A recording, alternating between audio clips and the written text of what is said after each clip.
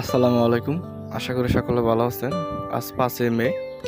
তো গত রাত্রে আমাদের এখানে প্রচুর পরিমাণে বৃষ্টি হয়েছে, যার কারণে দুদিন পরেই করলা কাটতে হলো।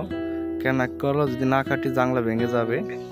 আর বিশেষ করে এখন বৃষ্টির সাথে প্রচুর পরিমাণে বাতাস হয়, তো জাংলা যে কোনটা ভেঙে পড়তে পারে। তো করলা 17 মণ কেটে দিলাম, বাজার দর ছিল 1000 প্লাস, তাও কেটে দিলাম। তার কারণ হচ্ছে জাংলা উবালট যাতে না হয়।